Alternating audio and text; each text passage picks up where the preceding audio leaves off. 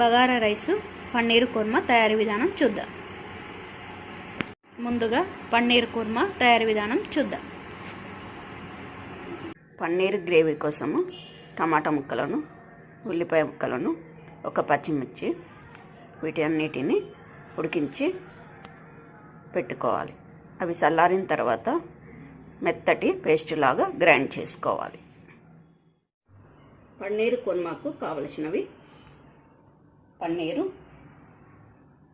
టమాటా, ఉల్లిగడ్డ ఉడికించుకొని మిక్సీ చేసిన పేస్టు, ఆయిల్, మసాలాలు, పసుపు, అల్లం, ఉప్పు, కారము, ధనియాల పౌడరు, గరం మసాలా, పెరుగు, సన్నగా తరిగిన కొత్తిమీర, పుదీనా, 2 పచ్చిమిర్చి ముక్కలు. ఇప్పుడు తయారీ విధానం చూద్దాం.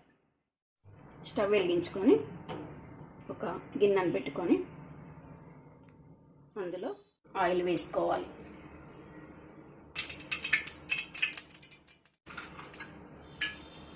ఇందులో మసాలా దినుసులు వేసుకోవాలి.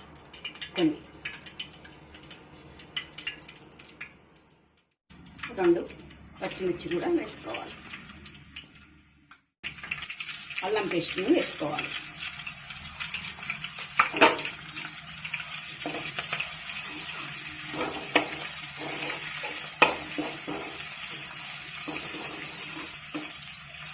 ఇప్పుడు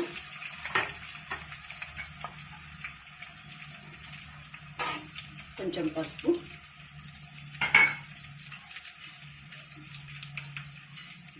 సరిపడా కారం,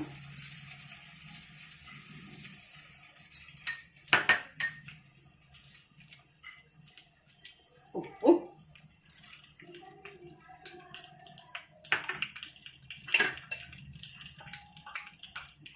ధనియాల పౌడర్ వేసుకొని ముందుగా గ్రైండ్ చేసుకున్న పేస్టును ఇందులో వేసుకోవాలి.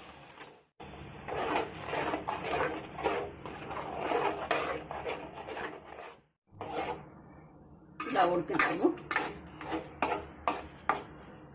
ఇందులో పెరుగును వేసుకోవాలి.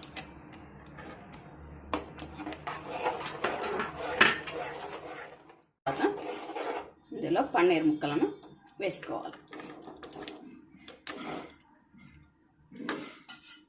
నెమ్మదిగా వీటిని కలుపుకోవాలి.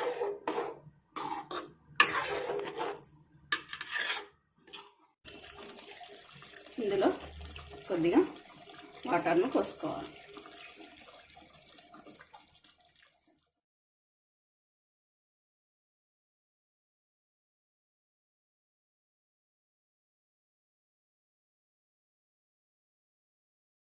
కొంచెం తరిగిన కొత్తిమీరను, పుదీనాను వేసుకోవాలి.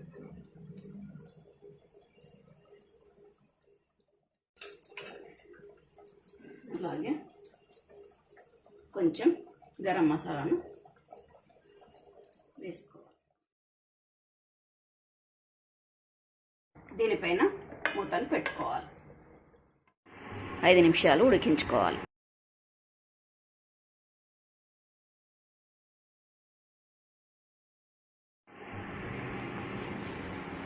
ఇందులో నెయ్యి కానీ బటర్ కానీ వేసుకొని ఒక 3 నిమిషాలు ఉంచుకోవాలి. ఇప్పుడు మనకు కర్రీ మొత్తం అయిపోయినట్టు. స్టవ్ బంద్ చేసుకుందాం. దీన్ని వేరే బౌల్లోకి వేసుకుందాం.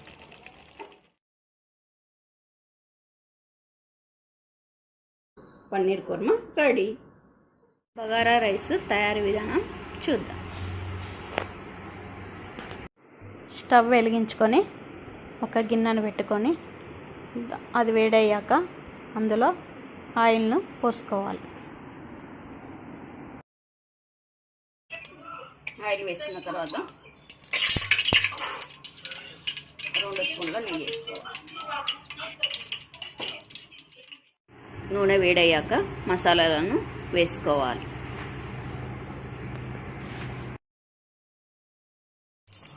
బగారాకు కూడా వేయాలి. పచ్చిమిర్చి,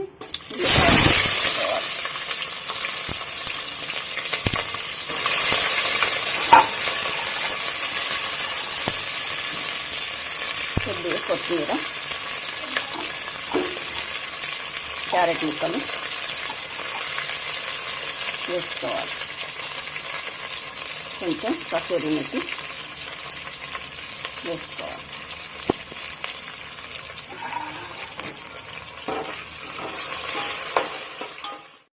ఇవి వేగాక దీన్ని కలుపుకోవాలి.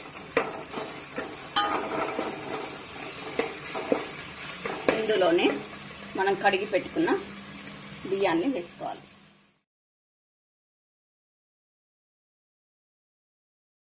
ఇలా కొద్దిసేపు కలుపుకోవాలి.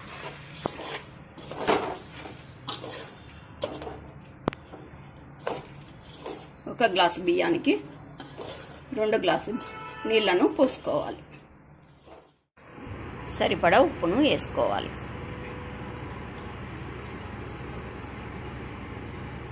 నీళ్లు పోసుకున్న తర్వాత మూతను పెట్టుకొని మీడియం మంటలో ఉడికించుకోవాలి. అన్నం రెడీ అయిందో చూద్దాం. రెడీ అయింది అన్నం. కొత్తిమీరను వేసుకో. Bagara rice ready.